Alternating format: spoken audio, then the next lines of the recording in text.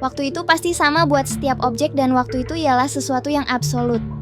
Tapi bohong. Ternyata waktu itu nggak absolut loh. Pada tahun 1905, seorang bapak-bapak random namanya Mas Albert Einstein berpikir, kalau gue ngejar cahaya dengan kecepatan hampir sama dengan cahaya, apakah cahaya akan terlihat melambat di mata gue? Ternyata enggak. Dan dari sana dia mikir kecepatan cahaya itu pasti konstan dan yang menyesuaikan diri itu sudah pasti ruang waktu. Dengan pemikiran itu dan proses matematika yang panjang, bapak tersebut akhirnya merilis temuan barunya tentang relativitas khusus yang menyatakan bahwa semakin cepat kamu bergerak, semakin lambat waktumu berjalan bila dibandingkan dengan waktu yang dirasakan objek lain yang diam atau tidak bergerak cepat.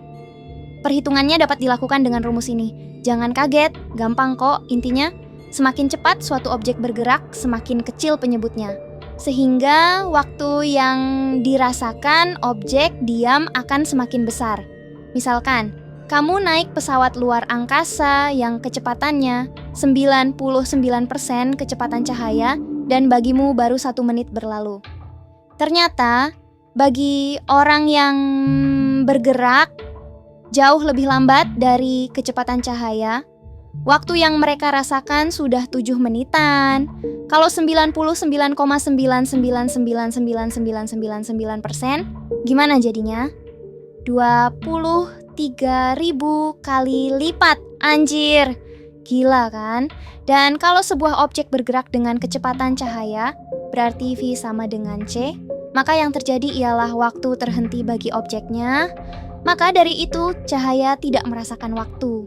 Dan nyatanya tidak ada hal untuk sekarang yang dapat bergerak secepat cahaya, apalagi melewati kecepatan cahaya, karena saat suatu objek dipercepat hingga secepat cahaya, masanya akan meningkat dengan faktor tak hingga. Tapi kenapa cahaya bisa?